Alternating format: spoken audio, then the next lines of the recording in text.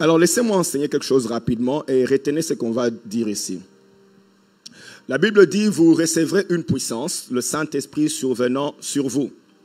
La puissance que le Seigneur est en train de... le Seigneur parle de puissance parce que pour quoi que tu fasses sur la terre va exiger un certain degré de puissance. La puissance, c'est la capacité d'avoir de résultats.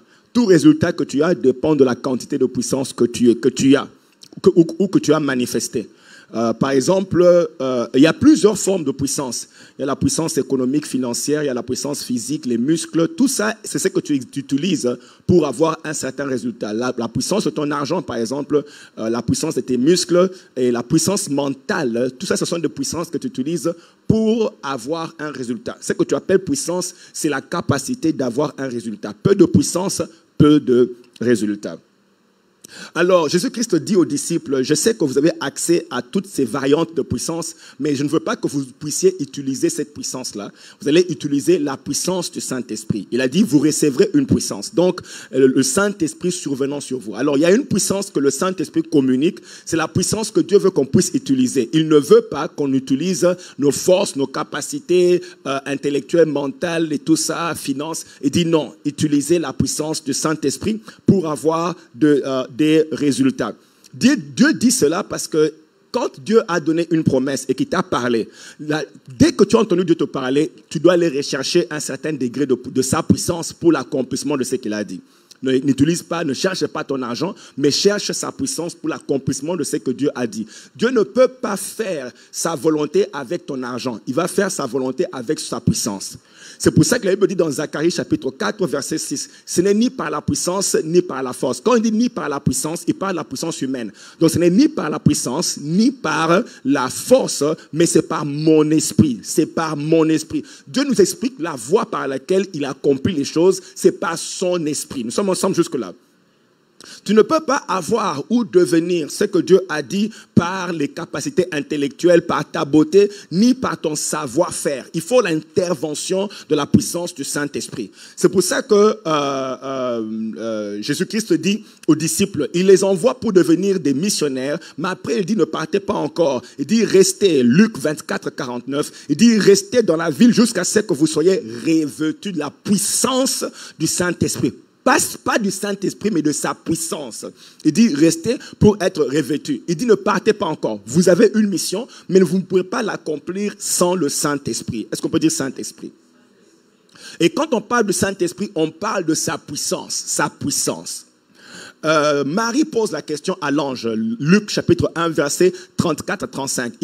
Elle pose la question à l'ange, merci pour les promesses, mais comment ces choses prendront-elles place? L'ange dit à Marie, le Saint-Esprit viendra sur toi et la puissance du Très-Haut te couvrira de son ombre. L'ange répète la même chose parce que Marie voulait comprendre une si grande promesse, comment arrivera-t-elle? L'ange dit à Marie, ne t'inquiète pas, tu ne vas pas utiliser tes capacités intellectuelles, ton diplôme, ta beauté, ta force, ton argent. Non, le Saint-Esprit surviendra sur toi ou viendra sur toi et la puissance du Saint-Esprit te sera conférée pour produire ce qui est la promesse. Donc Dieu, quand tu fais une promesse, il ne compte pas sur tes capacités, il faut que tu sois revêtu de la puissance du Saint-Esprit. Le Saint-Esprit est descendu pour la toute première fois sur la terre, du moins pour le ministère du Saint-Esprit sur la terre. Il a fait le jour de la Pentecôte. Est-ce qu'on peut dire Pentecôte? Alors, la Pentecôte, parce que si vous lisez dans Actes chapitre 2, verset 1, la Bible dit, le jour de la Pentecôte, ils étaient tous ensemble. Le jour de la Pentecôte. Alors, la Pentecôte n'est pas juste un nom qu'on a fabriqué. La Pentecôte était une fête juive. C'est pour ça que la Bible dit qu'il y avait plusieurs juifs à Jérusalem ce jour-là. Alors, la Pentecôte est une fête, une célébration ou une commémoration. Israël avait cette fête. Vous me suivez jusque-là? Israël avait 7 fêtes. Vous voyez comme dans plusieurs pays, ils ont plusieurs fêtes. Il y a des pays qui ont presque 200 fêtes et 365 jours. Donc, ils sont toujours en fête. Mais Israël avait 7 fêtes officielles de leur nation. 7 fêtes. Et ces fêtes-là étaient appelées les fêtes de l'Éternel. Quand vous lisez dans Lévitique chapitre 23, verset 2, la Bible dit, parle aux enfants d'Israël et tu leur diras, les fêtes de l'Éternel que vous publierez seront des saintes convocations. Voici quelles sont mes fêtes. Donc ce n'étaient pas les fêtes vraiment d'Israël, c'était les fêtes de l'Éternel que Dieu avait installées. Et il y en avait 7. Dis un peu 7. Il y avait 7 fêtes de l'Éternel. Ces fêtes-là étaient installées par Dieu, pas par Israël. Et donc, Israël avait des journées, des semaines, des journées, sanctifiées pour célébrer les fêtes de l'Éternel. Et il y en avait 7. Laissez-moi citer ces fêtes-là. Il y avait la Pâque. Il y avait les fêtes des pains sans levain. Il y avait les fêtes des prémices. Il y avait la fête des semaines. Il y avait la fête de trompette. Il y avait la fête de jour de propitiation. Et il y avait la fête de tabernacle. 7 fêtes. Alors, ces fêtes-là étaient célébrées pourquoi? Dieu avait exigé que Israël célèbre ces fêtes. Si tu ne célèbres pas ces fêtes-là, on t'enlève du pays. Donc tout le monde devait suivre ces fêtes. Alors ces fêtes suivaient un calendrier de saisonnal et un calendrier des événements. Alors il y avait des événements qui ont pris place en Israël et Dieu a exigé que Israël célèbre ces événements-là ou commémore ces événements. Et puis il y avait aussi des fêtes par rapport à la provision de Dieu. Comme la fête des semaines, c'était la fête des moissons. Donc on devait célébrer la moisson, ce n'est pas toi qui as fait tomber la pluie, c'est Dieu qui a fait tomber la pluie. Alors à la moisson, Israël célébrait Dieu qui a donné la provision. Donc ces fêtes suivaient les saisons et les fêtes commémoraient des événements. On est ensemble jusque-là. Et il y en avait 7. Mais ces fêtes en même temps étaient très prophétiques. Dieu exigeait que ces fêtes soient respectées parce qu'il voulait qu'à travers ces fêtes, Israël comprenne les activités spirituelles qui prenaient place dans la saison. Donc, on est ensemble. Donc, la fête était une indication qu'il y a une activité spirituelle dans la même saison. Donc, ce n'est pas seulement la fête. La fête est une représentation physique de ce qui se passe dans le monde spirituel. Prenons l'exemple de la Pâque. La Pâque, chez les Juifs, est appelée Pessa. Elle commémore la nuit où Israël a sacrifié un agneau pour leur propre protection, en mettant le sang de l'agneau sur les linteaux de la porte, et l'ange de la mort ne pouvait pas entrer. Dans cette nuit-là, il y avait une activité spirituelle qui prenait place. Il y avait un ange de la mort qui frappait les maisons. Mais quand cet ange arrivait à la maison où il y a le sang, et l'agneau qui a été sacrifié, ce même ange devait quitter la maison et passer outre. Il dit, ça c'est une mauvaise adresse, il y a le sang. Alors, Dieu maintenant explique que par cette Pâque-là, il y a une autre Pâque qui viendra, mais elle est spirituelle, où l'agneau de Dieu, Jésus-Christ, sera sacrifié la même nuit. Et à partir de ce jour-là, ceux-là qui vont accepter Jésus et son sang, l'ange de la mort sera obligé de passer leur maison. Kaya, le sang de Jésus. Dieu a tellement confiance dans ce sang-là qu'il sait que c'est lui qui prendra ce sang et le mettra sur sa vie. L'ange de la mort devra quitter sa maison. Don't bother me. Alors, il y a ce jour-là, la même nuit était prophétique. La Bible dit dans Matthieu chapitre 26, verset 1, lorsque Jésus eut achevé tous ses discours, il dit à ses disciples, vous savez que la Pâque a lieu dans 2 jours. Il parlait maintenant pas de la Pâque que lui sera, que lui est sacrifié ou crucifié, mais parlait de la Pâque juive, parce que c'était une commémoration depuis des années. Alors il dit, vous savez-vous que la Pâque a lieu dans 2 jours. Dis un peu dans 2 jours. Et lui-même n'était pas encore crucifié. Donc, il ne parlait pas du fait qu'il soit crucifié. Il parlait d'une autre Pâque. C'était la Pâque juive. Il dit, elle vient dans 2 jours. Et puis, il dit, et que le Fils de l'homme sera livré pour être crucifié. Autrement dit, le jour de la Pâque, pendant que le sacrificateur est en train de sacrifier l'agneau de leur Pâque à eux, Dieu est en train de sacrifier l'agneau de Dieu la même nuit. Parce que c'était une activité spirituelle. Qu'est-ce que Dieu essaie de nous enseigner? Que les saisons, les temps et les fêtes, bien que vous le faites dans le physique, mais lui, il a un programme pendant ces saisons-là. Et si tu es sensible, tu peux accéder aux activités de Dieu dans la même saison. Parce que si Israël était sensible, ils auraient suivi le programme de Dieu, l'agneau de Dieu qui mourait. Mais ils étaient aveuglés et ils ont continué leur petite religion. On peut continuer. Alors, maintenant, parlons de la Pentecôte, parce que la Pentecôte représente la même chose. Vous allez voir que Dieu travaillait avec la pleine lune. Par exemple, la fête de trompette, c'était à célébrer la lune, une saison, dans le temps.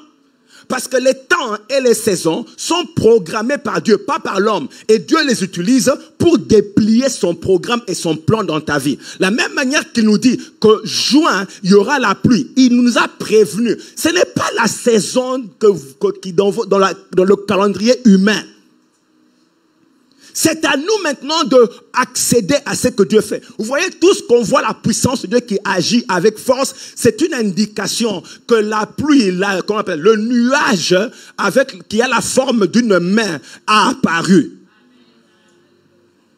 Alors, maintenant la Pentecôte, c'est quoi? Nous venons de célébrer la Pentecôte. Mais Dieu m'a dit, il faut que j'enseigne pour qu'on soit sensible au mouvement de Dieu. C'est quoi la Pentecôte?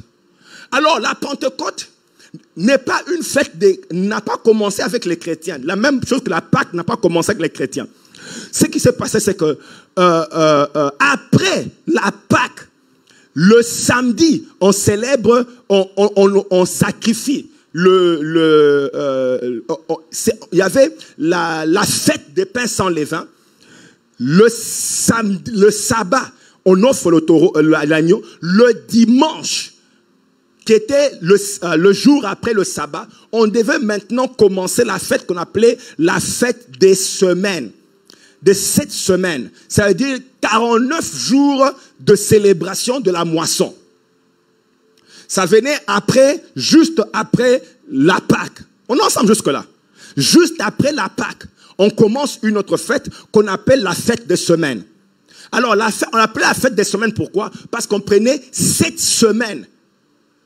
Comme il y a 7 jours dans une semaine, on prenait 7 semaines et donc ça faisait 49 jours. Le 50e jour, il y avait une célébration qu'on appelait la Pentecôte chez les Juifs qui sont allés vivre, la diaspora juive qui est allée vivre parmi les Grecs. On commençait à utiliser le mot Pentecôte pour dire 50. Mais c'était normalement la fête des semaines qui est 49 jours et le 50e jour, il y a la fête. Et c'était quoi la fête de semaine? C'était une fête pour célébrer la moisson. Comme moi je comprends déjà de quoi je parle, j'ai envie de jeter ces pépés et courir. Kataya. Alors, c'était une fête pour célébrer quoi? La moisson. La Bible dit, vous apporterez au sacrificateur une gerbe prémisse d'une moisson. Bref, Exode 23, 16. La Bible dit, tu observeras la fête de la moisson. Donc, c'est la fête des 7 semaines. Alors, pourquoi alors le Saint-Esprit a atterri le jour de la fête des moissons? Est-ce qu'on peut avancer? Ça, tu dois capter, Parce que nous, on voit plus le Saint-Esprit venir, mais on ne voit pas ce qu'il est venu faire. Pourquoi Jésus meurt? À la Pâque, on a compris que les Juifs offraient un agneau. Ça, on a compris. Mais maintenant, pourquoi le Saint-Esprit vient à la moisson, à la fête de la moisson? Pourquoi il vient en ce moment-là? Alors, je dois expliquer. C'est parce que, justement, le Saint-Esprit est arrivé à la fête de la moisson pour signaler qu'une moisson a été provoquée. Une moisson est venue. Jésus est mort pour nous montrer que la mort ne peut plus vaincre ta vie. Le Saint-Esprit est venu pour dire, tu viens d'entrer dans une saison de moisson. Une saison maintenant, tu vas récolter. La moisson en agriculture, c'est l'action de recueillir ou d'amasser une récolte parvenue à maturité. Donc Dieu nous dit que tu es arrivé au temps où les choses qu'il avait dites ont atteint la maturité d'être récoltées. Kaya. Oh là-bas. Dis un peu gloire à Dieu. En agriculture, donc, les gens attendaient la moisson pour récolter. Dis un peu récolter. Alors Dieu dit à ses enfants, maintenant que tu es à moi, j'envoie le Saint-Esprit pour que tu commences à passer ton temps à récolter. Tu dois devenir comme un agriculteur qui connaît sa saison. Et quand ta saison arrive, ne va pas dormir. Commence à travailler à la récolte. Gifle quelqu'un, tu lui dis, je dois récolter. Non, laisse. Il faut laisser. Je vais vous expliquer. Quand quelqu'un pousse et qui tombe comme ça, c'est l'esprit qui agit. Il faut laisser. Parce qu'il y a une chirurgie qui prend place. Et s'il y avait un esprit, il va quitter. Ça, c'est des choses pour lesquelles on doit s'habituer à ça va. On peut avancer. Alors, Dieu dit, tu es un agriculteur. Quand le Saint-Esprit atterrit, ouvre les yeux maintenant, commence à récolter. Mais nous, malheureusement, comme nous ne comprenons pas comment les saisons fonctionnent, nous pensons que toutes les saisons sont les mêmes. À la saison de la moisson, tu continues à agir comme si tu n'avais rien. Ça, c'est un pillage du diable. De te laisser continuer à te plaindre même en pleine saison de moisson. Parce que toi, tu n'as pas le discernement des saisons. Quand tu n'as pas le discernement des saisons, tu vas continuer à agir en pleine moisson comme quelqu'un qui manque. Vous voyez, avoir et manquer n'a rien à voir avec ce que tu as dans le compte. Ça a à voir avec la connaissance. C'est lui qui connaît, marche les yeux ouverts. Parce qu'il sait qu'il est dans sa saison. C'est lui qui ne sait pas continuer à marcher comme s'il n'avait rien. Dieu dit, était-ce pour vous le temps de dormir dans vos maisons lambrisées? Comme pour dire, le temps n'est pas à dormir dans ta maison. Pourquoi? Parce qu'il y a des gens qui ne connaissent pas leur saison. On en sommes jusque-là. Quand ta saison arrive, bien aimé, pendant le temps où les fermiers ne travaillent pas, ils vont dormir, ils vont vaquer à d'autres occupations. Mais quand c'est la moisson, vous les voyez très occupés. Parce que c'est le temps de récolter. Alors Dieu m'envoie pour te dire, et te réveiller, te dit, tu es en pleine moisson. Tu ne m'as pas compris. J'ai dit, Dieu te dit, tu es en pleine moisson. Le Saint-Esprit a atterri le jour de la Pentecôte. Dieu me disait, la Pentecôte passée ici, ce n'est pas seulement une Pentecôte religieuse. Dieu me dit que l'Esprit a été activé. L'Esprit a été activé. J'ai envie de vous dire pourquoi il est en train de crier comme ça. Vous voyez, les gens ne tombent pas, ils ne crient pas pour rien. Il y a un travail. Et quand il y a un travail comme ça, l'Esprit me révèle pourquoi la personne est comme ça. On peut continuer. Ok. Alors, Dieu me dit que tu es en pleine moisson. Tu es en pleine moisson, tu es en pleine moisson. Dis avec moi, je suis en pleine moisson. Dis avec moi, je suis en pleine moisson. Dis encore, je suis en pleine moisson. Je dois t'expliquer ce que tu dois faire quand tu es en pleine moisson. Ce n'est pas le temps de blaguer. Cette moisson n'a rien à voir avec ce qu'il y a dans ton compte. Ça, c'est un travail que tu fais en esprit. Vous voyez, la moisson, récolter, c'est en esprit, c'est en esprit. Ce n'est pas, qu'est-ce que je dis par en esprit? En esprit veut dire ceci. Tu ne récoltes pas des choses que tu vois avec les yeux. Tu récoltes des choses pour les amener avec tes yeux, les enfanter. C'est comme ça que Élie est monté. Après avoir entendu qu'il y a une pluie qui vient, Élie est allé récolter la pluie en prière. C'est lui qui a amené la pluie. Ça veut dire que cette moisson n'existe pas avec les yeux, mais tu vas l'enfanter. Kayasa. La Bible dit ceci.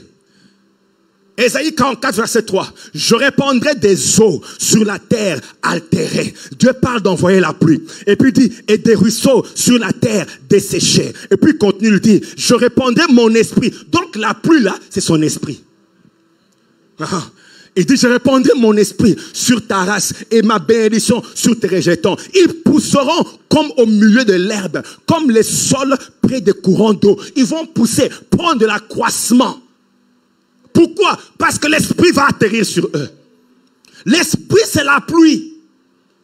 Vous savez, quand tu regardes une terre vide, elle est vide aussi longtemps que la pluie n'est pas tombée. Mais quand la pluie tombe sur cette même terre, vous verrez des plantes commencer à pousser. Mais quand la pluie ne tombe pas, il n'y a rien.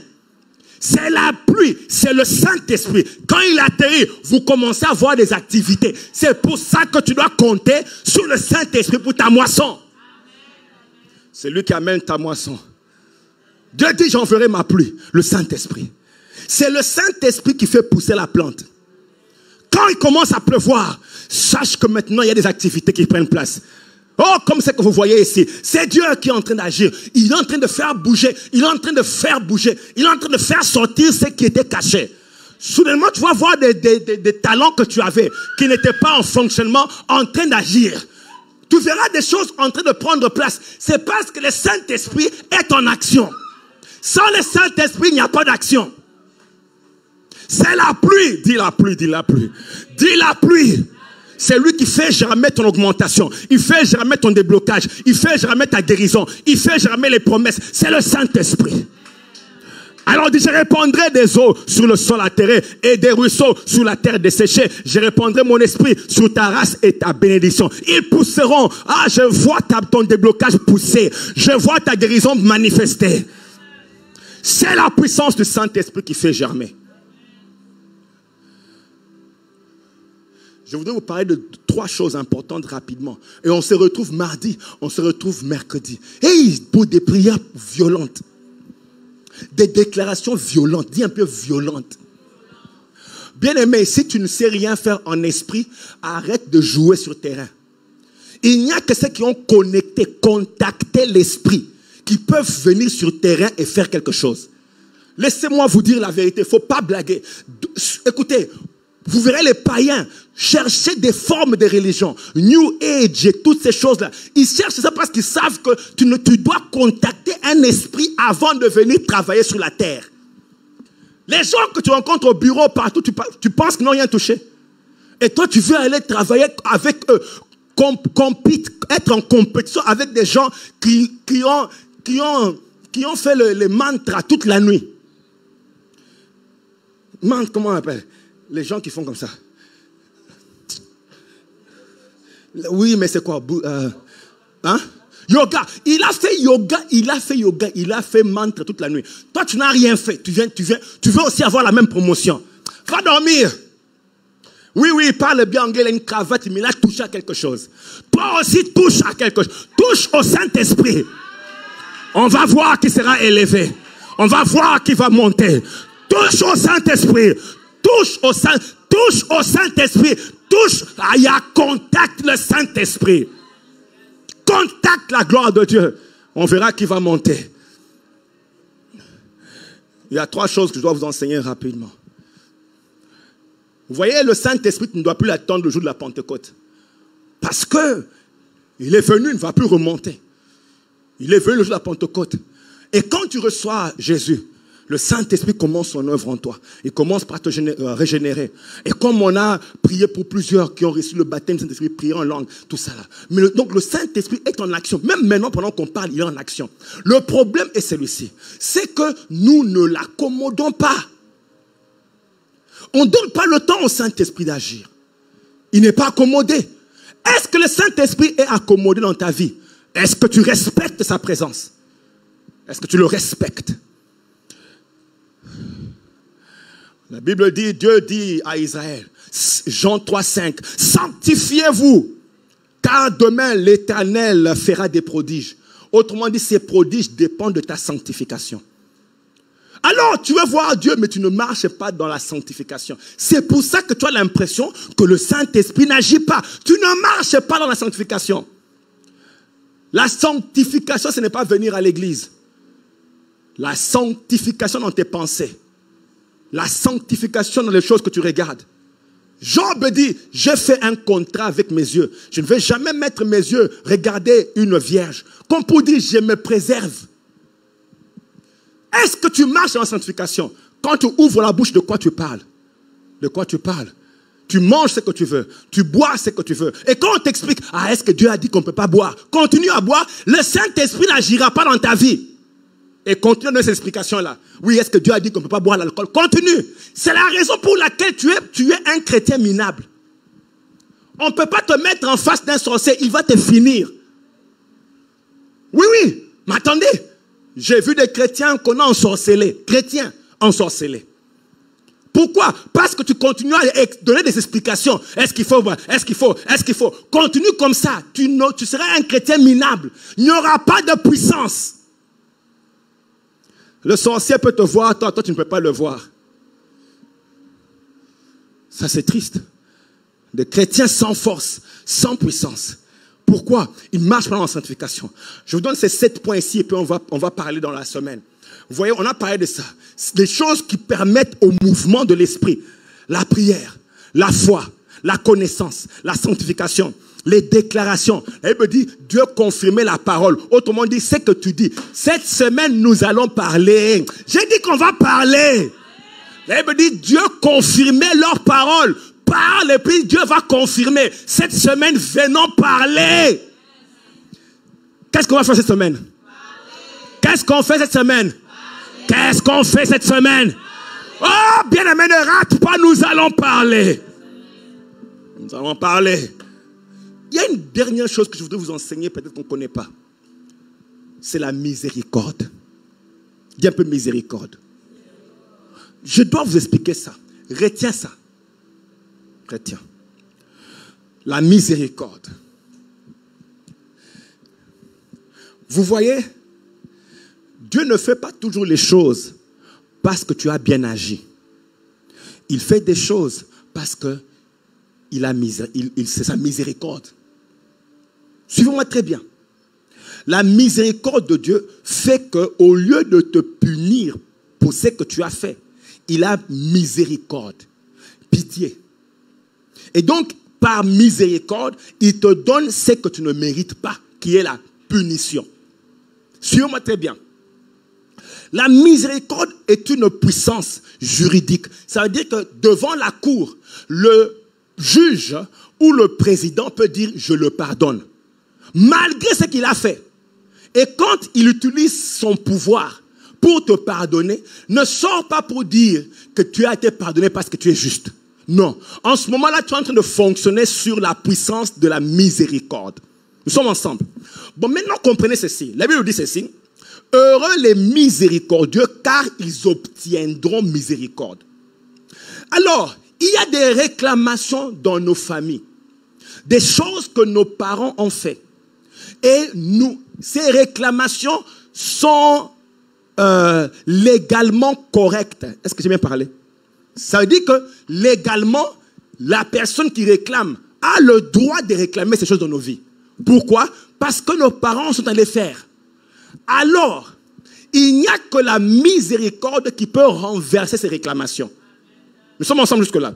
Ça veut dire que la personne qui réclame a le droit de réclamer tes finances. Mais à cause de la miséricorde, Dieu peut te vindiquer. Nous sommes ensemble. Maintenant, suivez-moi. Mais la puissance de la miséricorde, je dois vous expliquer comment le Saint-Esprit fonctionne. La puissance de la miséricorde ne peut opérer que quand toi-même tu es miséricordieux. Heureux les miséricordieux, car ils obtiendront miséricorde. Donc, pour activer la puissance de la miséricorde, il faut que toi-même tu sois miséricordieux. Ce qui fait qu'on peut t'imposer les mains et chasser les démons. Ils reviennent parce que toi-même, tu continues à mettre des gens en prison pour ce qu'ils ont fait. Pour activer cette puissance du Saint-Esprit, tu dois être miséricordieux. Commencer à pardonner les gens et ne jamais réclamer qu'ils payent le prix du mal qu'ils t'ont fait. Quand tu fais ça, tu actives la puissance de la miséricorde. Ce qui fait que les réclamations de ta famille ne peuvent pas marcher contre toi parce que toi-même tu as été miséricordieux. Ça fait maintenant que si le diable va à la cour, on dit non, pas lui. J'agis avec miséricorde. Il a activé la puissance de la miséricorde. Bien aimé, il faut me suivre. On était à Abidjan, il y avait une femme qui est venue malade d'épilepsie depuis des années. Dès que j'ai touché, des démons dans sa vie, on dit non, elle, tu ne prends pas. Elle, vous étiez là, vous avez vu ça. L'épilepsie comme maladie, l'épilepsie a parlé. Dit, elle, je ne la laisse pas. Nous, on nous a envoyés, nous sommes là pour réclamer sa vie. Elle va souffrir d'épilepsie. Mais vous voyez, quand tu dois détacher des gens comme ça, tu dois avoir appris comment avoir la miséricorde. Dieu agit par miséricorde. Tu dois être miséricordieux. Oui, tu dois dire, Seigneur, je pardonne ces gens. Le monsieur que Dieu a pardonné a refusé d'aller pardonner l'autre. Après, on l'a foutu en prison. Pourquoi? Il est rentré attaché. Les démons l'ont amené en prison parce qu'il a refusé d'être miséricordieux. Certains liens sont là parce que tu n'es pas miséricordieux. Tu continues à chercher des gens à assommer. Il faut qu'on se rencontre pendant la semaine. Bien aimé, nous allons monter. Tu vas quitter là où tu es. Il y a des choses qui vont te laisser tranquille d'elles-mêmes. Parce que tu vas libérer certaines... Il y a toute une liste de choses que Dieu m'a montré qu'on doit partager prophétiquement pendant ces semaines jusqu'à la fin du mois pour que tu sois bien mouillé par la pluie. Oh! Dis un peu, il pleut. Dis un peu, il pleut.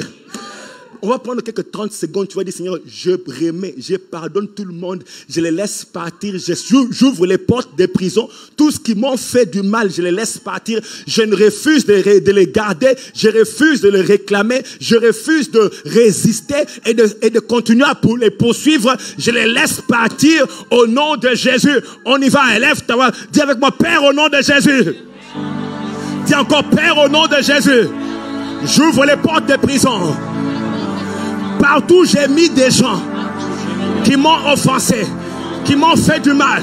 Ça soit des membres de famille, ça soit des amis, ça soit les frères de mon père, les sœurs de mon père, les frères de ma mère, les sœurs de ma mère, mon mari, ma femme.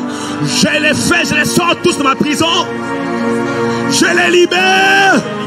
J'applique la miséricorde. J'enlève les offenses.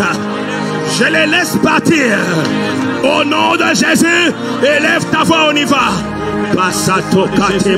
Yahweh, je les laisse tous partir. Je libère toute personne que j'avais retenue dans les prisons de mon cœur. Libère-les, libère-les, libère-les, libère-les. Dans les prisons de ma vie, je les libère au nom puissant de Jésus. Applique la miséricorde. L'offense.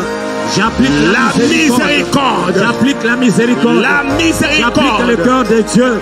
J'applique le cœur de Dieu. La miséricorde. Je les laisse partir. Je les libère. Je les libère.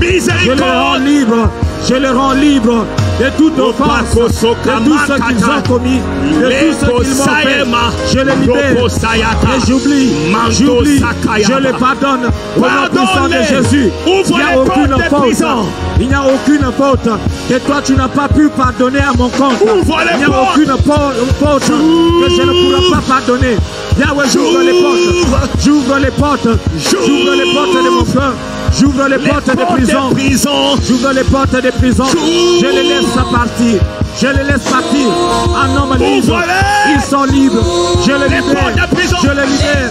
J'ouvre les portes. Et je les laisse partir en homme libre. Tu vas ouvrir les portes. Au nom puissant de Jésus. Ouvrons ces portes. De Jésus. Je les pardonne. Je les pardonne. Je pardonne toute personne. Au nom puissant de Jésus. Nous venons ouvrir les portes. Partout sont prisonniers. J'ouvre les portes des prisons. Par la miséricorde de Dieu. Par la miséricorde de Dieu. Par la miséricorde de Dieu. J'ouvre les portes et je laisse partir. Ouvre ces portes. Toutes les personnes que j'avais retenues. Ouvre les portes. J'avais de la rancune. Ouvre-les. Ouvre les portes. De l'amertume. Fais-les sortir. Au nom puissant de Jésus. Fais-les sortir. Au nom puissant de Jésus. Je les laisse partir. Ouvre-les. Je les laisse partir. Je libère mon cœur. Je libère mon cœur. Je libère ma vie. Les ouvrir. Je libère ma vie. Au nom puissant de Jésus. Je dépouille cette prison. Je dépouille cette prison. J'ouvre les portes. Cette prison. Je vis de cette prison. Au nom puissant de Jésus. Les brosata. Et Kariaba. Ouvre-les. Les kato se battent. J'ouvre les portes. J'applique la miséricorde de Dieu. Je reçois. J'applique la miséricorde de Dieu. Au nom puissant de Jésus. Mon cœur n'est plus une prison. Mon cœur n'est plus une prison. Mon cœur n'est plus une prison. Pour qui que ce soit. On y va, on y va, on y va. Je laisse partir. Ouvre les portes. Je libère. J'ouvre les portes. je libère. Au nom puissant de Jésus. Que ça soit consciemment. Laisse-les que ça partir. soit inconsciemment. Laisse-les partir. Inconsciemment. Je les laisse partir. Toutes les personnes que j'ai retenues subtilement. Je les laisse partir. Au nom puissant de Jésus. Quelle que soit la faute. Quel que soit le degré de la faute. Quelle que soit l'erreur. Quel que soit le ouvre les portes. Je les laisse partir. J'ouvre les portes. J'ouvre les portes ce matin. J'ouvre les portes ce matin. Au nom puissant de Jésus. Ouvre. Tu vas les ouvrir. Laisse-les partir, laisse-les partir. Ouvre-les, ouvre-les. Pardonne les tantes. Pardonne les oncles. Pardonne les cousins. Pardonne-les. Tu vas être miséricordieux. Et les laisser partir. Au nom de Jésus. Tu es miséricordieux ce matin. Dieu aussi ouvre les portes. Les portes des prisons. Il est en train d'ouvrir les portes. Bien-aimé, c'est des principes spirituels. Tu ne peux pas échapper. C'est comme ça que ça marche. C'est comme ça que ça marche. Tu dois ouvrir. Ouvre ces portes. Laisse-moi te montrer comment faire. Commence à prier pour eux. Dis, Père, je les laisse partir. Que ce qu'ils m'ont fait ne leur arrive pas. Le mal qu'ils m'ont fait ne leur arrive pas. Que leurs enfants ne meurent pas. Qu'ils ne payent pas le prix de ce qu'ils m'ont fait. Je les laisse partir. J'ouvre les portes. Hey. Merci Seigneur. Est-ce qu'on peut acclamer le Seigneur? Acclame-le.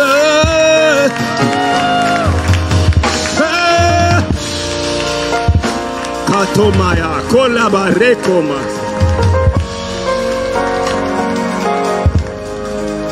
Oh God. Si tu veux passer à un autre niveau, ne rate pas cette semaine qu'on commence jusqu'à la fin du mois. Aïe!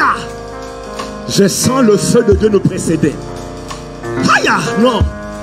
Tu vas faire des choses que tu n'as jamais fait toute ta vie, qui t'ont retenu captif. Tu vas faire ces choses qui vont te sortir de là où tu es. Dieu a commencé à m'instruire, me dit, ce n'est pas seulement une histoire de chasser les démons.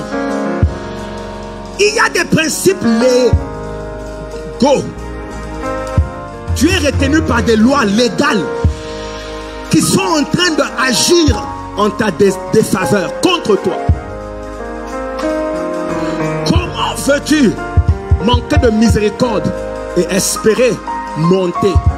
Quand Dieu te bénit, il ne te bénit pas parce que tu viens d'une bonne famille.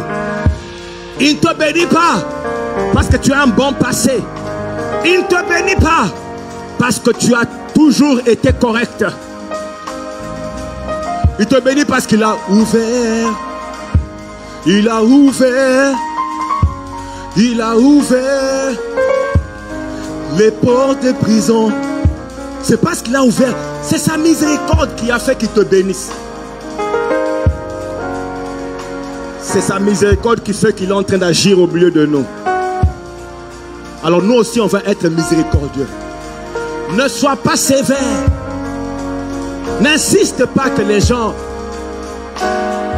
échouent parce qu'ils t'ont fait du mal. Ouvre, ouvre, ouvre. Est-ce qu'on a compris? Ah, bénissons le Seigneur.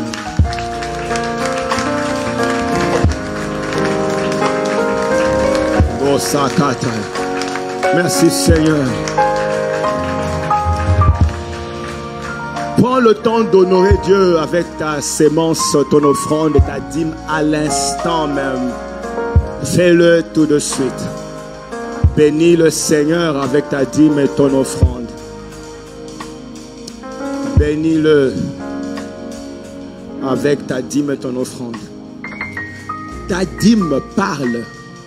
Ton offrande parle. L'ange a dit à Corneille, c'est à cause de ton offrande aux pauvres que je suis venu de ta prière. Je suis venu parce que j'ai vu ce que tu as donné. Ce que tu as donné est un monument qui parle. Donne à Dieu ta dîme et ton offrande ce matin. Au nom de Jésus. Et laisse que ça parle. Je vais prier. Père, au nom de Jésus, je bénis tes enfants qui sont en train de donner maintenant. Ceux qui donnent, ceux qui vont donner. Mon Dieu, laisse que cette offrande parle dans ta présence pour leur futur et pour le futur de leurs enfants. Au nom de Jésus-Christ, je bénis leur vie au nom puissant de Jésus-Christ. Amen.